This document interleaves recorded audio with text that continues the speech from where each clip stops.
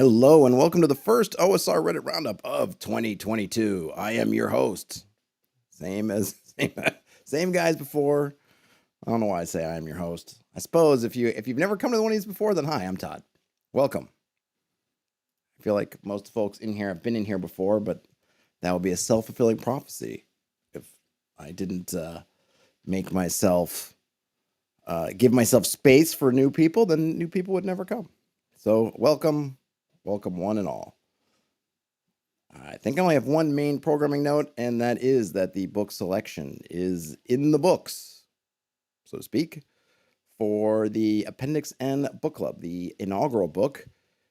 And the winner was The Dying Earth, aka Mazirian the Magician by Jack Vance. That is a collection of short stories. We are going story by story. And the first story, which if you'd like to participate, you have the rest of the month before I'll start scheduling in stuff to talk about it, is, now I'm forgetting the name. Somebody of Mir. Let me look up in my notes. What's the name of the story? It is Turgeon or Turian. I don't know how you're supposed to pronounce it. Of Mir. That's the first book. First story, first book. I'm not exactly sure how many. I haven't looked to see how many pages it is. I got it on Kindle ages and ages ago, but I think I'm going to get a hard copy of it just to have. I still like my Dead Tree books, but that's it. So let's get to the good old OSR subreddit and see what's what. And I did just open it, 2 minutes ago, but I'll give it another refresh. See, somebody made a thing. Tiny papercraft spellbooks for young players. I'm not going to go in there, but I'll give it an upvote. Old School Essentials. What book should I buy? I don't know. There's so many Old School Essentials books. God bless them, but there's a lot of books. Or maybe not a lot. I mean, when I say a lot, what exactly am I comparing it to, right? But there's a fair amount. Oh, boy. So this one... Oh, it's a YouTube, because I would kind of check it out. So apparently it's some kind of experimental actual play, quote unquote. It looks like they're doing something with the Caves of Chaos, which is intriguing. I'll give them an upvote for kind of an E for effort.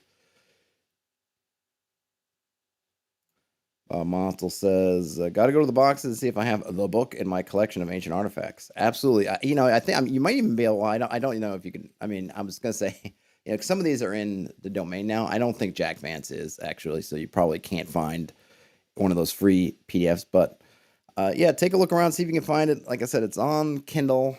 I'm sure it's in other things. I use ABE Books, ABE Books a lot. You can find a lot of really, really good deals on used books from used bookstores all over the world. That's probably what I'm going to do to try to get the hardcover that I want if I can find it. Hey, Brian Smith, currently shoveling my way out of a foot of snow, but just I'm here in spirit. Awesome. Yeah, I mean, I'm in an apartment building, so luckily we have superintendents and folks custodial staff to do the shoveling. Though they've got machinery. They've got tools. They don't have to actually do much hand schlepping of snow, and it's not super cold. So I'm in Brooklyn, not super cold out. So the snow, I took a little walk before this. There's still a fair amount of it, but the sidewalks are pretty much clean by now. It's kind of melting already. Hopefully it'll stick around. I know my daughter's going to want to hit the sled, so hopefully it'll. When it cools off tonight, there'll still be some snow that'll pack in there and stick around for a bit. But from my perspective, which I know is kind of first world situation, it's just kind of nice to have some snow. Brian Smith says thrift books. So okay, I don't think I'm familiar with thrift books. I will check them out also. But I've used ABE Books a lot, and I've gotten a lot of good stuff through there. So that's kind of my first shot when I'm looking for a used book. You got to be careful, because there must be some weird bots or things with pricing, because you will see books kind of priced outrageously. And I do remember when I was trying to recollect some of my older D&D books, you'd go into ABE Books and you'd find these crazy prices. And I don't know if they were just auto-generated or what, but they were not even near the market price at the time. I'm not sure if that happens so much. I've seen that really with regular used books, but I don't know. Some of the AD&D vintage stuff that was coming up on there, I just was like, whoa! It kind of took my breath away. It was so expensive. And then you find them on eBay, for a tenth of the price, and I was like, I don't know. I don't know what's going on with those. If it's the sellers or the system or what, but I don't know. Someone's got let's see, how my OD&D setting, do we want to know about it? I mean, it's got a fair amount of comments. Where are my glasses? Oh, no, they're in my pocket. I was about to say, don't tell me I left my glasses somewhere else. That would be a shame. Let's take a look at the OD&D setting. I'm down.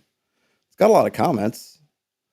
So that means it must be at least discussion worthy, right? So this is posted just yesterday by Reynard203. Of all the editions of D&D, I've never run OD&D, so I figured I would give it a go with a mega dungeon-focused science fantasy thing. I will probably use Delving Deeper, good choice, but I'm not landed on which clone precisely yet. Anyway, the initial draft write-up I did for the background. All right, so this is kind of, I guess, is one of these critique my setting type posts. I'm curious about it. I'll give it a read, or maybe I'll just kind of... So it's called the Iron Arc of Esperil. Uncounted millennia, the fate of the world waxed and waned. Civilizations rose and fell. Gods and men struggled for supremacy. Magic and science came and went in turn. And through it all, the immortal elves stewards of the world, till the day they chose to take it back. Though it was within their power, the elves did not wipe the lesser races from the world, nor did they pull the gods down from heaven. Instead, they ended the cycle that balanced magic and science. They embraced both, and with their timeless mind and bottomless will, they melded them into something more miraculous than either. That's pretty cool. So we got the elves, which at first was like, okay, this is going to be pretty bog standard. And then they go into the, I like the idea that some massive amounts of time, we can imagine things like, I mean, we just looked at, what Barbarians of the Ruined Earth, right? So, okay, so you have technology and then magic, and for some thousands of years, magic is supreme, and then technology rises up and magic fades away, and then at some point it reverses itself back and forth, and here they come the elves saying, yeah, we're done with that. We're going to pull them together, smack them, and find something even better than both. So they searched the universe and found 1,000 worlds fit for the squabbling Mayfly people with whom they shared the world. Thus began the great diaspora, in which multitudes boarded elven arcs to be transported to distant worlds. Even with the mystical power of the elves, the voyages were interminably long for the lesser races, so the elves set their passengers into magical sleep while just a handful of elves and mechanical guardians watched over them during the silent years in the void. One such ship came to a verdant world called Esperil in the elven tongue. As was custom, the great ship settled on the planet, and the passengers in their teeming thousands were awakened from their sleep. The Ark became the center of what would be a great city, and would stay so for 100 years, while the colonists carved out a place on Esperil under the watchful eye of the elves. Then a lesser portion of the Ark would launch once again into the void, and the elves would depart forever, returning to the one true world. But something went wrong. Only a few decades into the process, the inscrutable engines of the Ark that served to power the city and its outlying villages became unstable. Soon the city was awash with uncontrolled magical energy, and those that could fled in terror. Those that could not were consumed by it, transformed by it, controlled by it. The Iron Ark of Esperil became a necropolis of broken promises and mutant monstrosities. For almost 200 years, the survivors huddled in their outlying villages. Every foray into the wilds of Esperil met with disaster, for without their powerful magitech, they were no match for the native flora and fauna. Every foray into the irradiated city meant an even worse fate, for it wasn't death that awaited the brave there, but grotesque transformation. All seemed lost as the survivors reverted to a more and more barbaric state. The few remaining elves were forced into hiding, becoming pariahs blamed for the terrible fate of the colonists' descendants. Then, as suddenly as it had occurred in the first place, the chaotic belching of the Ark engine ceased. Did it burn itself out, or run out of fuel, or was it repaired by whatever strange beings now inhabited the city? For the desperate and hungry huddling at the fringes of the city, it is time to find out. I like it. I like it a lot. It seems more. I'm not getting so much of the. It seemed more. I guess. What did it say first? It was a science fantasy thing. Okay, yeah. So I guess it is. I was going to say it doesn't seem very sci-fi-ish. It does seem more. Well, it's not that it's not sci-fi, but seems more that science fantasy thing, and that is where they're positioning it. So that's cool. It's got a lot of things I like. What happened with the arc? So if I was going to run this campaign wise, I kind of think that I would have the arc still going, and that maybe your ultimate goal, your campaign goal as the adventurers, is to shut the thing off. Maybe one of these elves who's a pariah, whatever, but in your little village or in your little community, they're okay, or maybe they know you, or maybe one of your first missions, you run into them and they say, like, listen, I've been studying this thing for the past however many years. We got to turn it off. That's the only way this thing's going to stop. And you guys need to do it. I can't do it alone, or I can't do it at all. Maybe security systems are already keyed against me. So if I try to get in, maybe they tried before and they're like, I can't go in anymore. If I go in now, the laser beam force fields are just going to electrocute me. So I need to leave it to you to do something like that. But it's cool. I like it. The one thing I would say, and it's a matter of how they're going to play this, is we don't really know anything about Esperil. It's just some things around the spot. So really, it's all about this dungeon, which it seems like it's what they want, because basically they're running a kind of a mega dungeon. So it's just some settlement that's near the mega dungeon and then the mega dungeon. But we haven't been given any history of Esperil, or what maybe is on the outside, and if do they want to have options for if the players don't want to engage with the arc, something like that, or if things go wrong, maybe an idea of what else is there might be nice, but certainly not required. That's nice. Thumbs up. Thumb up. Here we get some successions. RB Nair for clones. I think delving deeper is fine. I like it a lot, actually. But he mentions White Box, Swords of Wizardry Complete, Old School Essentials if you want to jump to BX, Rules Cyclopedia, and then they mentioned a Blackmoor module, City of the Gods for good sci-fi artifacts. And then Old Fire Pudding, Seconds Delving Deeper. Yeah, it's good. It's good, but I'll give RB Nair.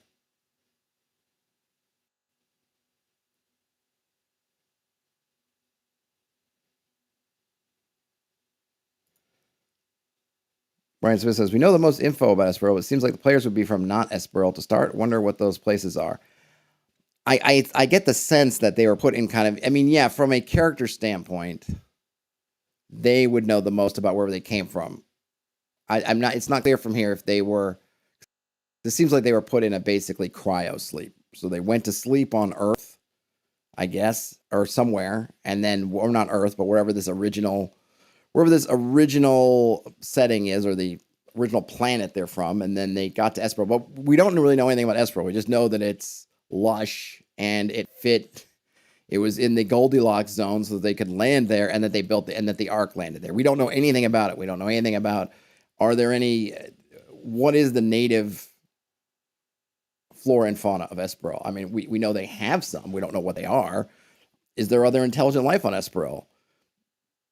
We don't know. Are there divine beings on Esperil? Are there kind of Esperil immortal beings like elves? We don't really know anything about it. We just know that it's wild. There are wilds there, and that the Ark has become and the Ark they brought with them. So the Ark, is yes, it currently is on Esperil. So I suppose they brought that with them. But it's cool. It's very, it's just very focused right now on here's the thing, right? And this is, I guess what I would say to this person is, Raynard, just make sure that in your session 0, everything right now is focused on you are part of this. The Ark is the thing. It's called the Iron Ark, so okay, but that's it. And everything else is kind of very hazy, which is fine if you're not worried about it. All we need to know about that hazy outside is it's dangerous, and that's just another reason to get that Ark settled or fix it, because the outside world is super dangerous. But we don't know what those dangers are. We don't know what they consist of, anything like that. We don't know if they are all alone on this planet or if there's other things, right? But they don't necessarily need to know. It's really just a matter of the style of the adventure. All right, but that's the Iron Ark of Esperil, coming to a table near you. Let's see. Okay, someone's got a Morkborg adventure inspired by Bloodborne. No, I'm not interested. I haven't read Morkborg yet. It's on my list. Bloodborne, I haven't played, but I'm aware of it. I haven't played it, so I don't. But I don't think I know enough to really be able to say much about it. So I'm going to skip that. I guess there's a 5 Torches Deep and Vagabonds of Dyfed bundle of holding. Sure, thumbs that up. Here we go. Extremely simple combat maneuvers. It's on the blog, posted by Eric Diaz. Deal of the Day, D-O-D-T, Day of the Dead. We can check this out. Is it going too long? All right.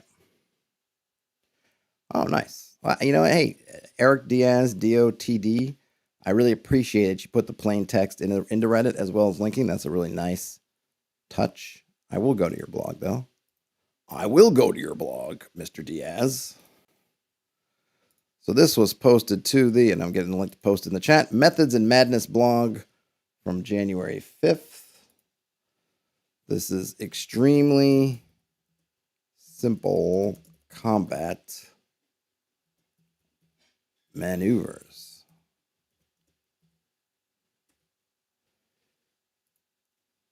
And he's got these, he's saying in parenthetically for OSR and 5th edition. I don't know if 5th edition does 5th edition need combat maneuvers? I thought they already had them, unless, at least for fighters, but maybe that's the thing, is non-fighters don't have them, because aren't there stances or something that I always feel like are kind of combat maneuvers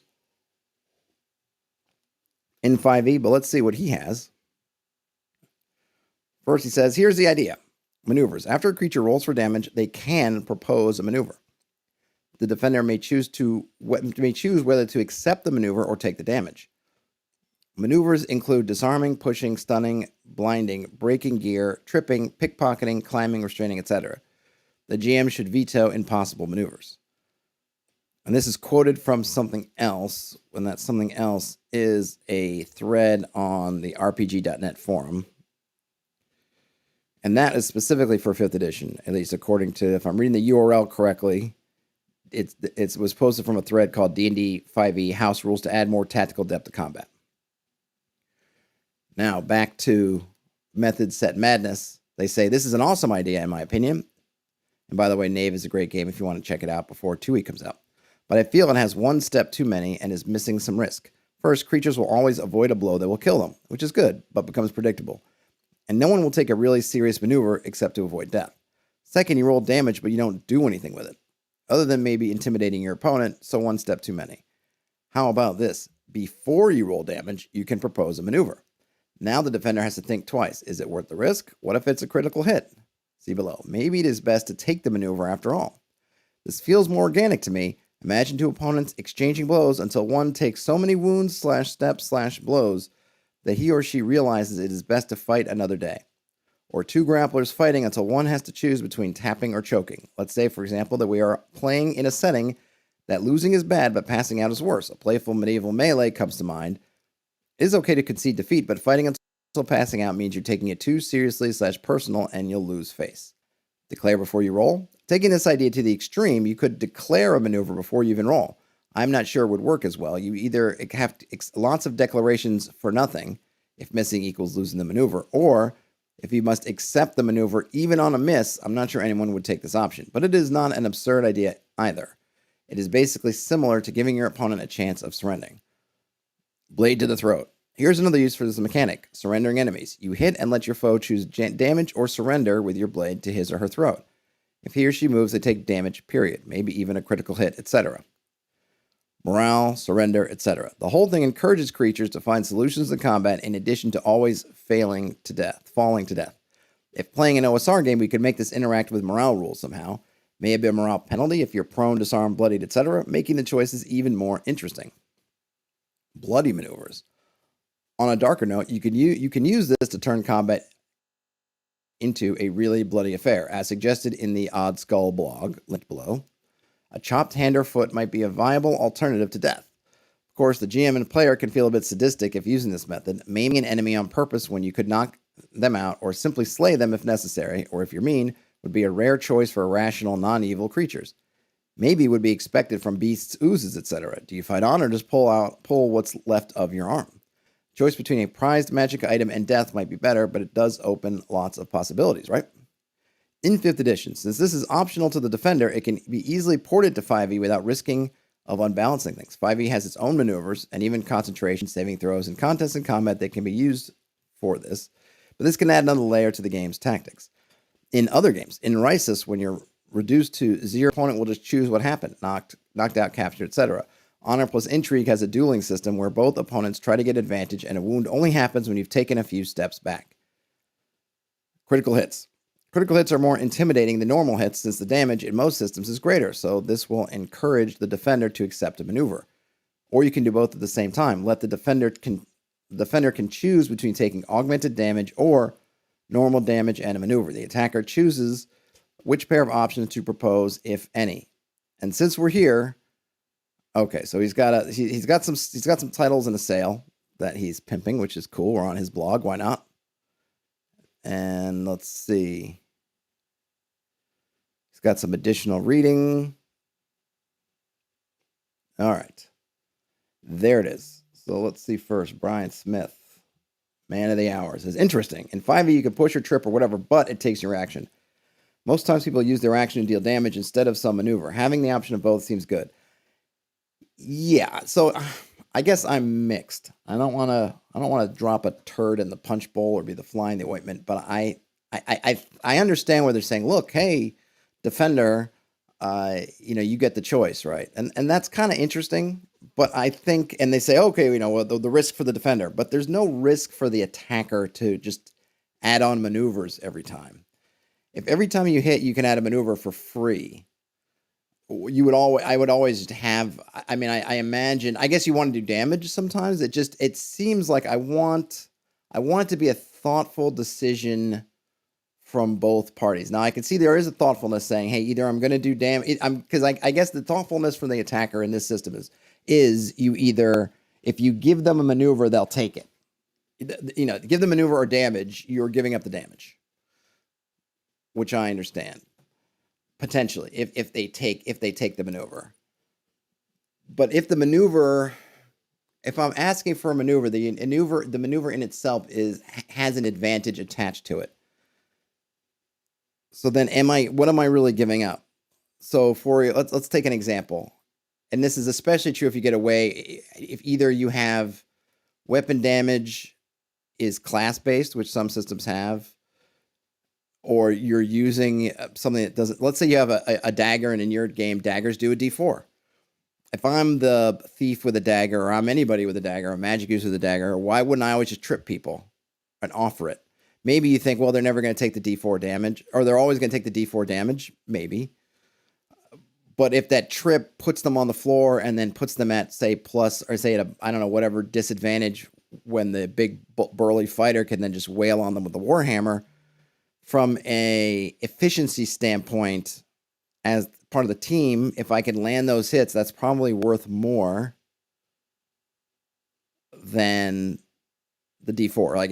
If I can instead put them in a position so that the other character can really just womp on them with advantage, especially maybe if it's two characters, then that might be what I would always do. And I suppose the other creature can always just opt not to take the damage. So I guess it's something, I'm not sure.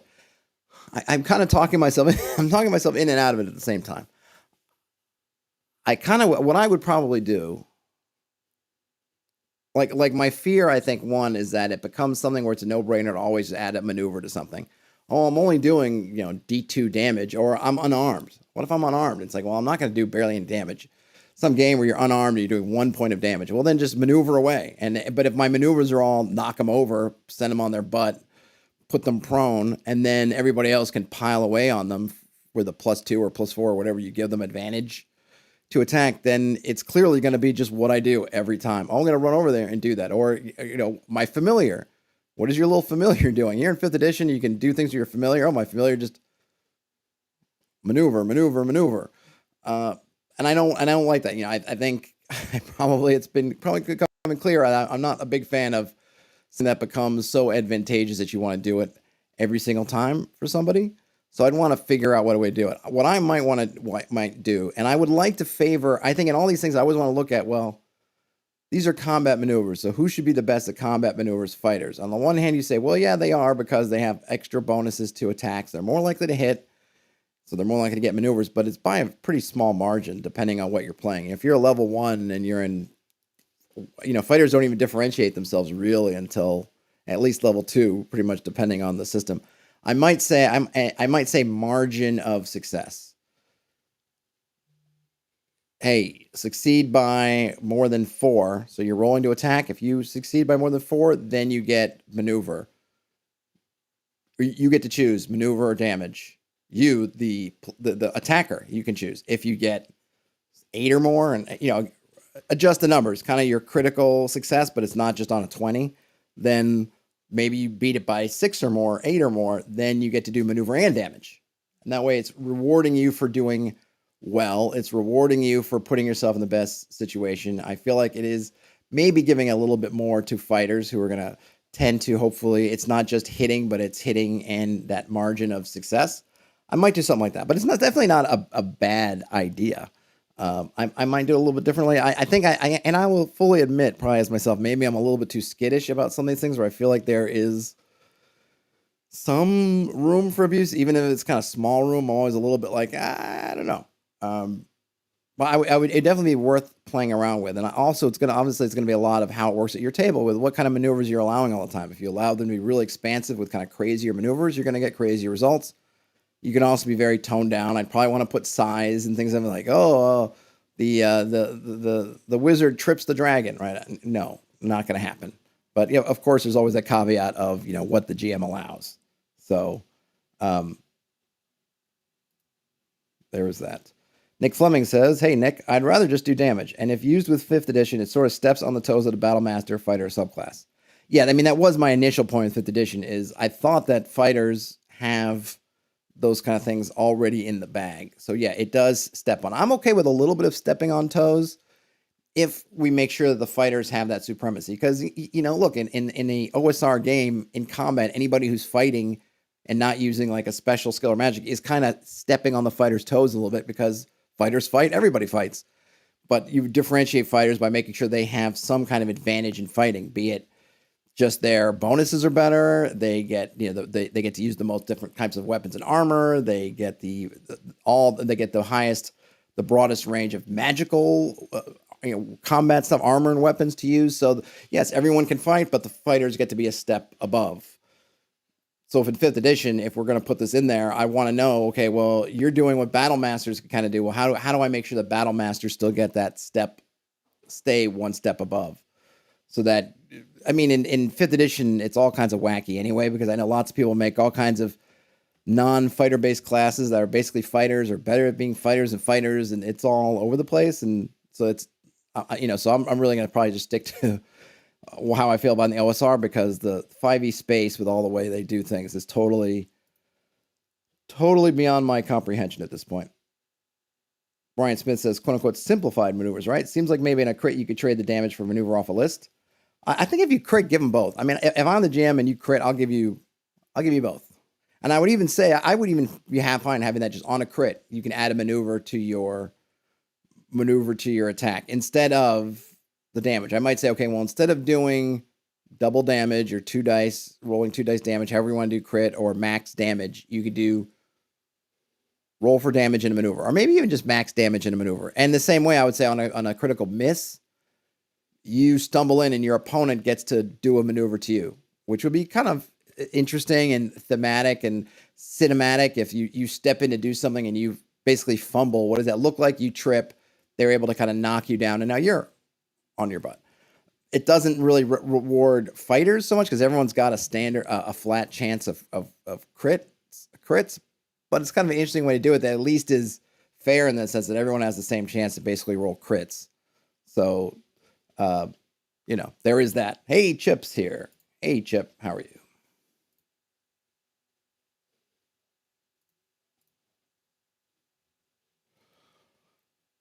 That was Methods and Madness. Let's see what the comments are. I mean, like I said, there's nothing wrong with it. It seems like an interesting idea. Did I give it a thumbs up? I did.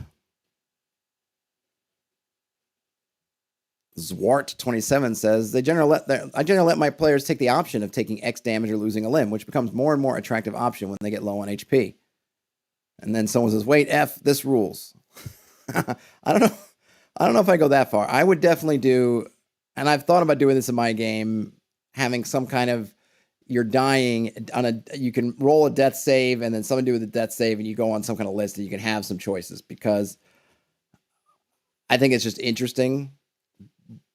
But it's really setting dependent, because the other part is in my settings, my games don't tend to have abundant healing or abundant places to get things recovered. And if you're a low level and you lose a limb, you're kind of done. I don't know. I guess it depends on your game. Sure, you can lose your hand and go Jaime Lannister, and you could figure out how to strap a shield onto the nub of your hand and probably keep going. Maybe you could, look, you could probably lose a leg and maybe you could figure out something, but it's tough sledding. And I think if I'm first or second level and I've already lost my arm, I'm probably just going to say, this guy's just going to retire. He's going to become a one-armed farmer and somebody else is going to join the fray, because it's a big disadvantage compared to everybody else when you don't have a lot of room for disadvantages. So I'm not sure if I'm down to 3 HP and I took a hit for 2 HP, I don't know if I want to lose a limb. It's no good if I've lost my sword arm, but I have 1 HP left. What does that do for me? I'm still dead, and my sword is laying in my hand that's on an arm that's no longer attached on the ground. Helpful NPC Tom says, lose X HP or be defeated. When defeated, the attacker gets to choose the manner of your defeat. I kind of like that better. You can essentially subdue yourself. That might be good. That one I might have to ponder a bit more. I like that one. You can lose so much hit points or voluntarily subdue yourself. Succumb to defeat.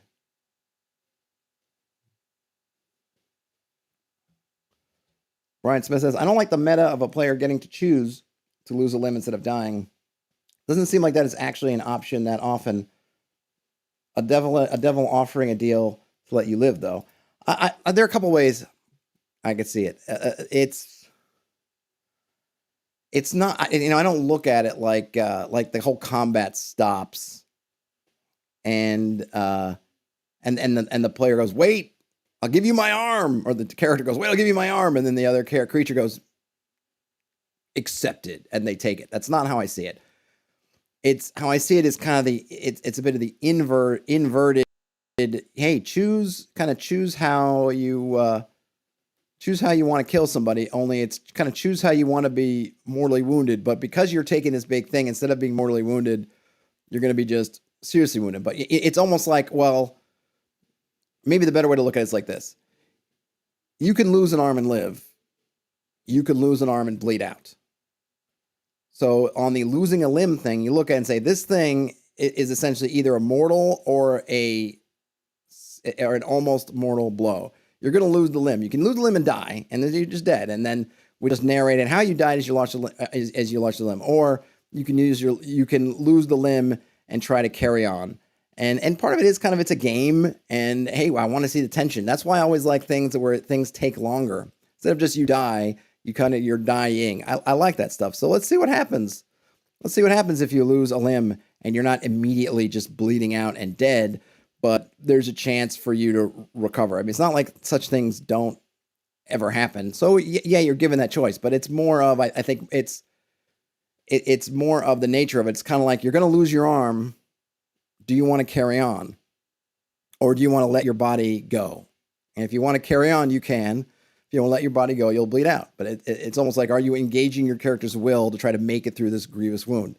And if you want to attach a save versus death on the end of it, whatever, that's fine. I think the part of the player engagement too is you don't want to force a player to play like that if they don't want to. You don't want to force your player to play their character with a missing limb or something, whatever it is, and they just don't want to do it.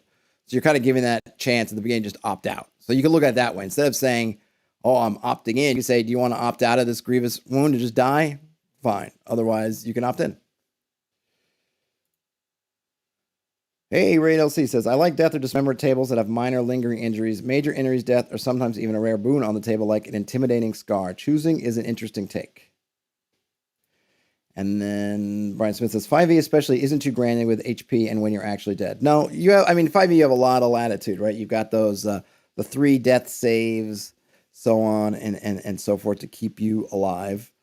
Keep you alive longer, which I'm not even really opposed to that. Most people kind of add something like that. Most people add some kind of buffer to their death rules anyway.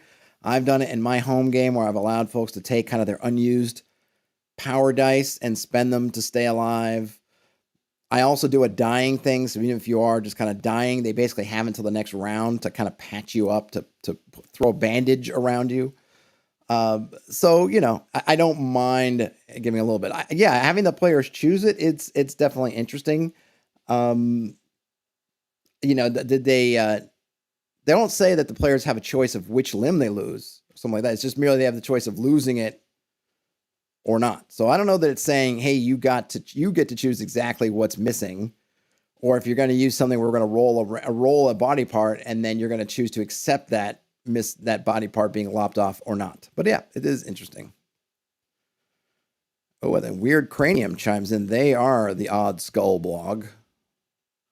And as they picture it, maneuvers are declared before an attack roll. I don't quite see why the attack roll comes before the maneuver. I see rolls as an attempt at something, not as a gate to choose later what a character is attempting. The way I do it is maneuver declaration, attack roll, if successful, choice between damage and effect, damage roll.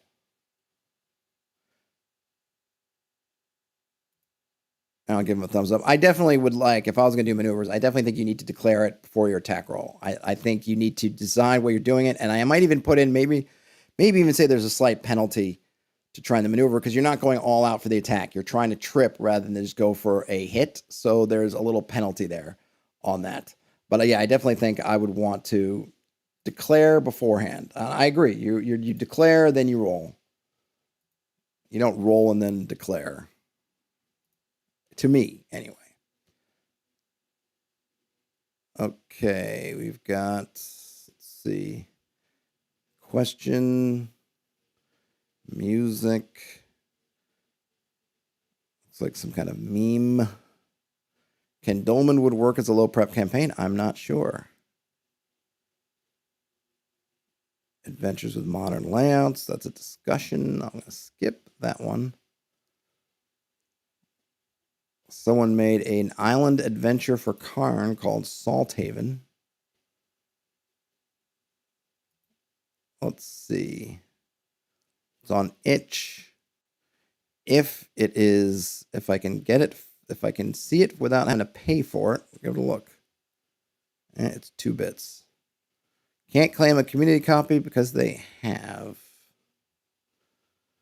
But I will post it because it seems like it's cool. So this is Salthaven.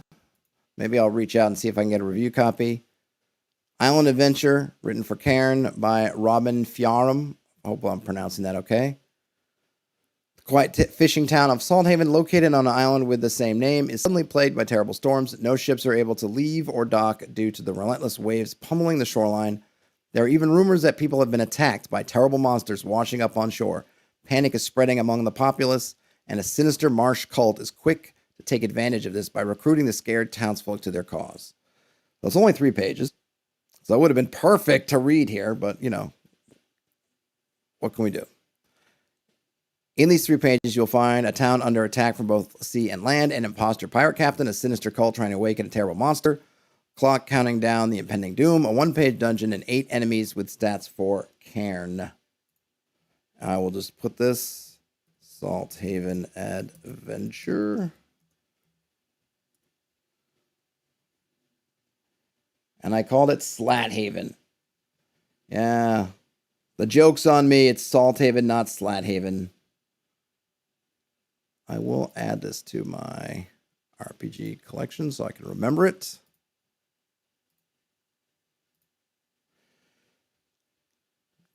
See, Chip Altman says, I think Dolmenwood would work for a low prep campaign, especially once the source books are finished. The Wormskin stuff isn't as well organized. I'm not familiar with the Wormskin stuff. I haven't looked at the Dolmenwood stuff outside of that single adventure, so I really have no clue about how it's set up. Anything like that. A sword by any other name. This looks interesting. Give it a thumbs up already. It seems to go to a blog. Let's follow it and see what's what. Posted on the Tabletop blog. A sword by my typing today by any other name. There's a link is in the chat. Posted on January 5th by Aaron Clark. Looks like this is a number of swords, maybe. So we get the sword of that's the image, not the thing. Okay. While crawling the web for an old school D&D mystery, I stumbled on a PDF of Different Worlds, number 4 from 1978. In those pages are plenty of insights of the early days of the hobby. Most exciting to me was an article by J. Sapienza with many D1000 tables to produce interesting and unique magical weapons. To the Google Sheets! We now have a tool to quickly produce magic weapons in line with Sapienza's original ideas. Find that tool here. I will go there after finish reading the article. Some samples of the tool's output follow, and while the formatting is a bit rough, the text can easily be captured and modified to suit any needs. And I'm not going to read the examples because we'll go to the generator in a second. Finally, Sapienza mentions that his article was originally published in issue 32 of The Wild Hunt, another old-school D&D mystery that requires investigation. RPG Geek gives a clue here, but I'm no closer to reading these ancient pages. You can help with digital scans of The Wild Hunt. I would be most interested. All right, so I'm certainly interested in the original article, but let's go to the tool. Let's hit the tool. To the tool. And I'll just backtrack that to Reddit. Okay. All right, so got some stuff here. It's just in a Google sheet.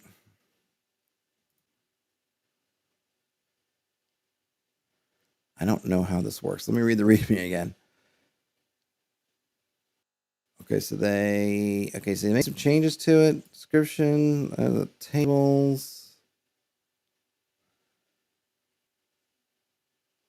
I don't know what any of this stuff means.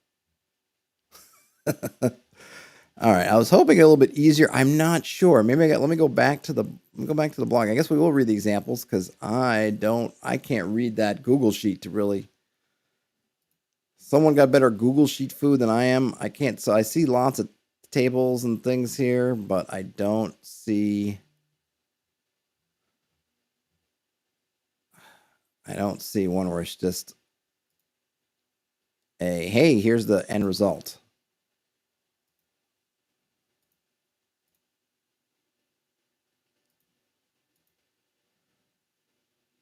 Is this it? Is this the end result?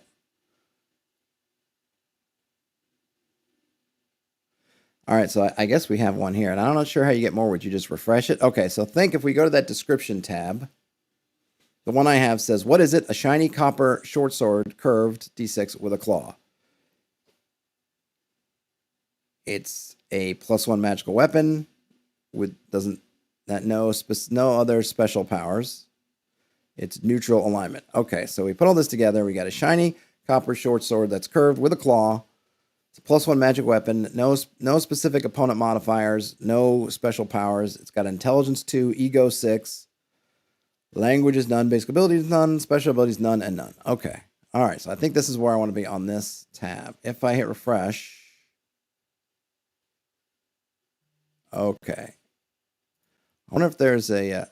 No, it reset back to what I had before. Oh, no, it didn't.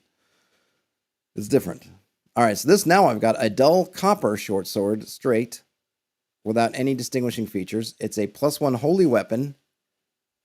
Protects only the bearer, champions of the deity only. It's +1 against orcs. It's got 2 special powers, heat weapon and charm monster weapon. Ooh, what's charm monster weapon? Intelligence 5, ego 3. It's lawful. Cool. Now, also what I need to do is kind of take this and put this into an actual tool. That would be awesome. So I guess this just has a whole bunch of stuff. Okay. So the description is where you want to be at. Very cool. Super, super cool.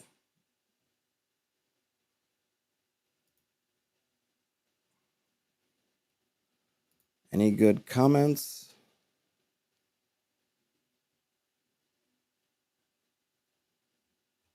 Just some comments. Okay, I did upvote it. Definitely worth checking out. I love magical things. I would definitely. I always like to. I was gonna say I would definitely extend that, but I think you can get not just swords. I think you can get other stuff on the table, maybe. But one of the things I like to do is I like to take the white box magic sword generator and use it for everything, so that anything with kind of magic can have ego and can have special powers and things like that. And it's given me some good results. Something to try if you're looking for a different way of generating some interesting magic effects. Oh, this is a book and it's really ancient. Maybe the doesn't have the book itself doesn't have a magical ability. It's not a spell book, but maybe the book itself has some inherent magic. I had one that was a book that kind of had the history of the place, and that the soul of one of the caretakers of that place was in the book. It's kind of cool, and it had some different abilities. And then at one point, Bob Monson said they got a military pick. Cool. And at one point, a player was dying and made a deal with the thing to help keep him alive. But then it left the book and went into his brain, so that he was sharing the brain with this spirit, and it was a little bit mad, this soul. And then the soul ended up leaving it and inhabiting a walking tank at one point and ran off to do mayhem. That's how stuff happens. Okay, we got looking for some more stuff here. Soulsborne style bleakness, a mosaic strict module. Listed as variant rules. I don't know what mosaic is. Let's check it out though.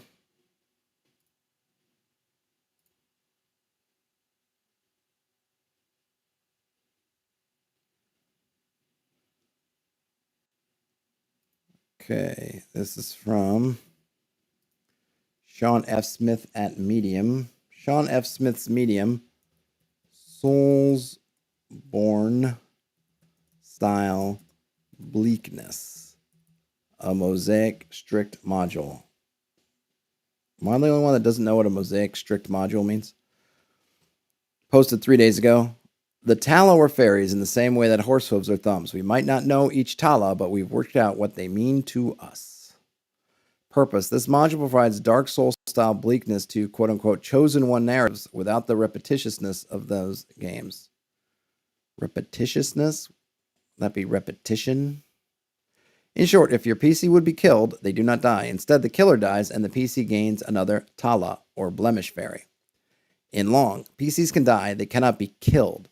The reason for their persistence can vary to support the specific story being told or world being explored. If they would be killed, instead the killer dies. The killing blow does no damage, but a scar still forms. Furthermore, the PC is not healed either.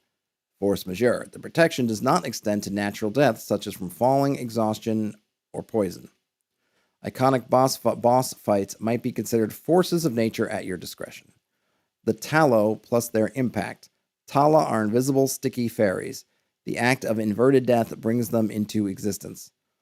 Hostile creatures prioritize targets with the most tallow. Learned, intelligent enemies may be aware of this instinct. Objects and weapons erode in the presence of a Tala. Each time an object is retrieved or a weapon is drawn, roll D%.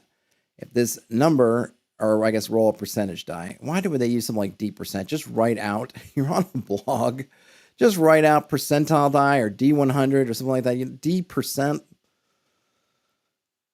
Oh boy. If this number is equal to or lower than the number of tallow on this PC, the item melts to ash as it's pulled out.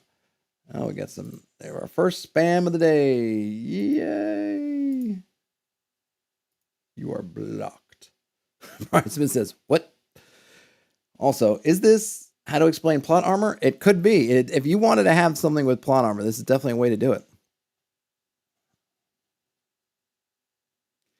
Oh, Bob Mostel.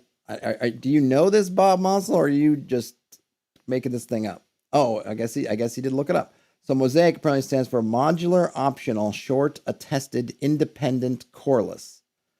Someone's game design theory. Modular Optional Short Attested Independent Coreless.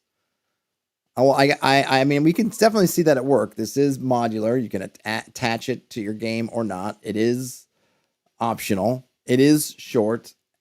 I don't know what the attested part in essence, what that means, but it is definitely independent, and it definitely doesn't have a core rule attached to it. It is just this little bit that you can add or not.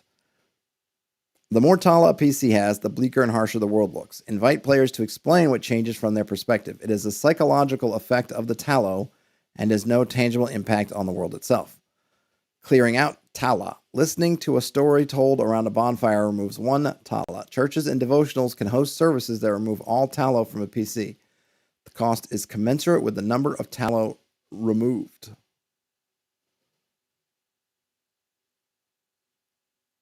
And yep, there's this. All right, so I am interested. Maybe the most interesting. Okay, so folks can tell me if you feel like that's if that's interesting. I'm not a bit. I mean, I've played a little bit of Dark Souls. I have nothing against it. It's not something that I've been going, ooh, how do I get this into my? How do I get some Dark Souls into my game? So it's not something that I'm going, yeah, I really want to get in there. I'm not part of that. It definitely gives an interesting sense if you want to have something where your players don't die, but there is some. It's not without consequence. Now the Tala consequence isn't that much. It might be something that, hey, look, if you get to 100 Tala, then maybe you die, or some number. I don't know, whatever number you want it to be. Maybe there's some a maximum Tala amount you can have. Because what the thing that I find most interesting is that you have a bunch of Tala. Hostile creatures are drawn to your Tala. So you could play around with how that fits in mechanically with wandering monster checks and stuff. If you start getting a lot of Tala, suddenly they're coming for you. But the end result is just that they're going to, assuming the worst happens, they kill you, but you don't die, you get more Tala. So what happens? What's the end game for having a bunch of Tala? So I'd want to know, and maybe something like a video game is that you've got three lives. You can have 3 Tala, 5 Tala, 10 Tala, 12 Tala, 100 Tala. When you become covered in Tala, then I don't know, the fairies eat your soul or something. I'm not sure. I'd want to kind of figure that out a little bit, but I could see having some fun with working that into a lot of different mechanics to make it definitely less favorable the more Tala you have on board. Brian Smith says it is hyper specific. It is, but that's fine. That is absolutely fine. He does mention some game system called Quarrel and Fable. I'll open that in something just to see. But let's see. So I guess this concept of Mosaic strict RPG was first floated on the Trilemma Adventures blog. I will post a link to this from last year. Mosaic strict.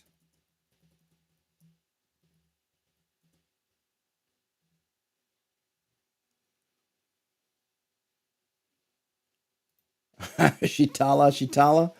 Yeah, exactly. All right, so let's look at this. This was from February of last year, but this is where I guess Mosaic comes from.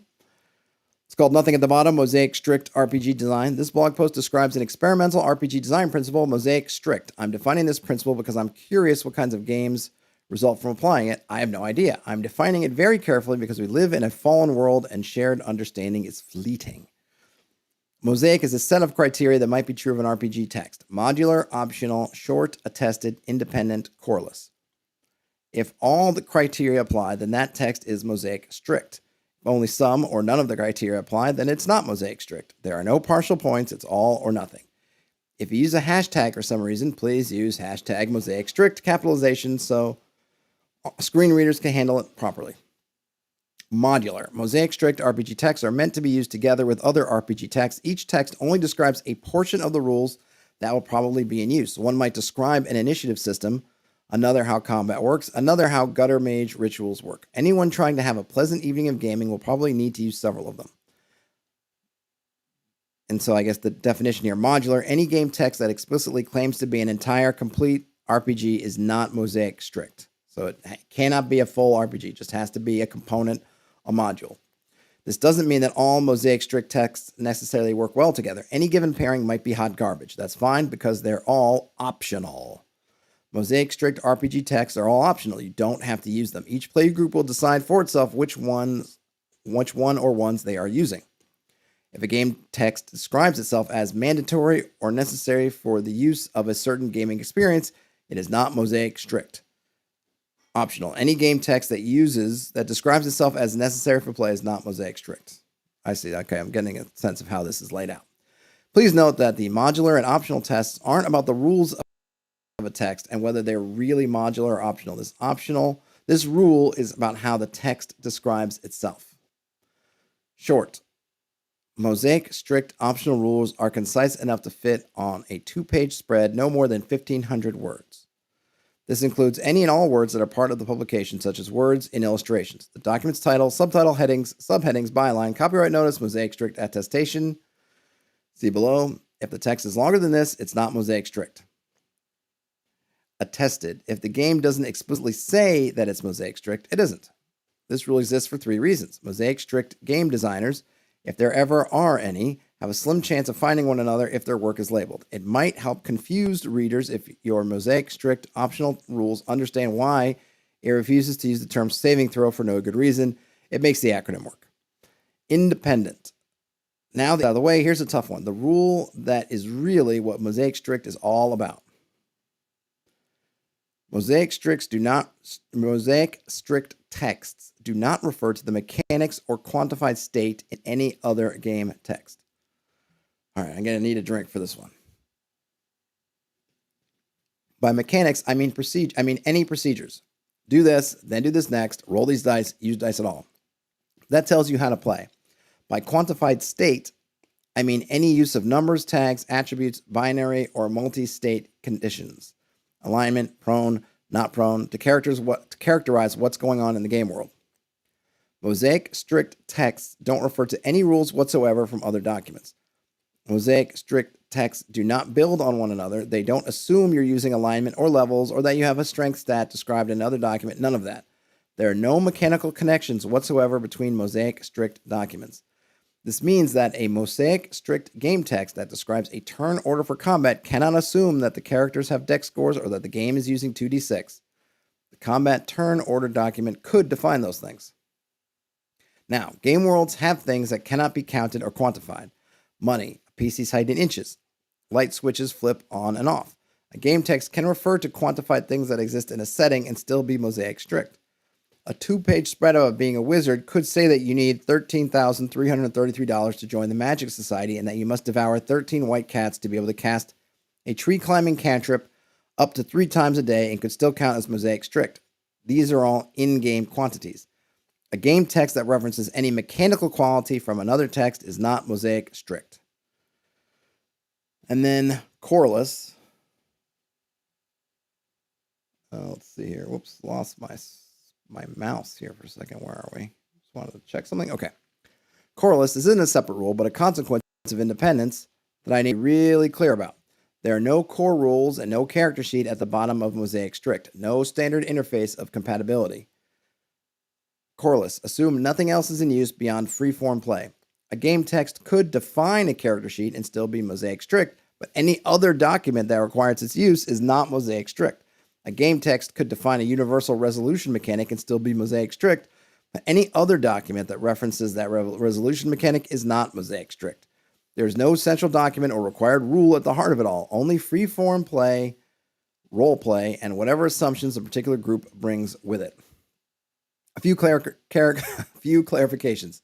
Is this gatekeeping BS? No, or at least I hope not. I intend this in the spirit of the 200 World RPG contest, a very specific set of rules to see what comes out of it. My first few conversations about this have convinced me that there is a powerful temptation to do almost what I'm describing, slithering back into a much more normal game design. So I want to be really, really clear about what I'm talking about. This sounds stupid. How does this make a better game? I doubt it will. Is there any Mosaic strict actual play so I can see what the F you're talking about? No. The Mosaic strict criteria are meant to apply only to RPG game texts. They don't apply to playstyles or culture or design aesthetics, genres, or anything else, just the text of the RPG. This means that if a bunch of people get together, grab 3 Mosaic strict documents, one for being a wizard, one for stealing things, another for driving too fast in a jalopy, and bring along their 5th edition play assumptions and experience and use a d20 for everything, the criteria of Mosaic strict have nothing to say about their play experience. If a group is playing Call of Cthulhu mashed up with a cool take on slime infection in a Mosaic strict 2-pager, we don't say that their session with was Mosaic strict or not. All play experiences incorporate elements from the players that are not in the rules. Mosaic strict only applies game texts, not play experiences. Whew. All right. Brian Smith says, a bit esoteric for my beer-addled brain. Indeed, I have no beer addling me, and it is very esoteric. It is interesting, and it is interesting to think about what we just read in the other article through this lens, and it's clear that they're following those precepts. You know, there was no call to a particular mechanic. It merely says, hey, when you're in the state of being killed, you gain one of these. These things happen when you want to. And in fact, the kind of things that I was talking about where you could merge it in with all these other mechanics would have actually, in terms of its mosaicness, would have actually disqualified it from being Mosaic strict because either you define it in your document or you don't reference it at all. It's definitely interesting. I don't know that this makes me want to go yay and start writing Mosaic strict rule game text, but I could see it being something that if I had my preferred set of rules, let's say I had my own set of kind of core rules I'd written, put out, and now I want to build some stuff, optional rules on top of it. I think that it's a good design pattern maybe to keep in mind because it forces you to, 1, be succinct, 2, everything you've got is covered is in that document. This, you're handing somebody this page or 2 pages. They should be able to take it wherever they go, and they don't need anything else to add your specific, whatever your subsystem, whatever thing you're talking about in that game text. They can take it and plug it into anything. And for me, when I look at what I really love about reading lots of game texts, are all the stuff that I could pull out and use in other systems. And something like this, if you said, here's my core rules, and that's not Mosaic strict, but then everything else I'm going to run on top of it is Mosaic strict, then in terms of your audience or your potential audience for your project, of all that stuff, yeah, you can use it with your core system, which is probably your primary intention, but it's also really easy just to pull out of there and use with somebody else's system. To me, that makes it, the more you can have something like that, that makes it really valuable. And writing in this kind of style, by making sure that everything is self-contained, you're going to do that. And then to play the game, either could be free form or you're just relying on a set of core rules that's going to have all those triggers. Like, what does it mean when you're killed? That other text didn't say how you get to being killed. It's just like, well, and being killed is a game state. It is a game element. It is not a mechanical element. I mean, maybe it's both. Maybe there's a loophole because being killed is both a meta game mechanical thing and an in-game thing. But just saying, hey, when this thing happens, and you'll know when it happens because of everything else you're doing in your game, then we're engaging this particular self-contained procedure or mechanic. But otherwise, just go about your business. That's a cool idea. I'm curious to how many people are or have tried to write. Makes me want to do a search at some point. Maybe I'll do that. Maybe I'll set up. Maybe sometime next week, if I can remember, I'll come back and I'll try to find some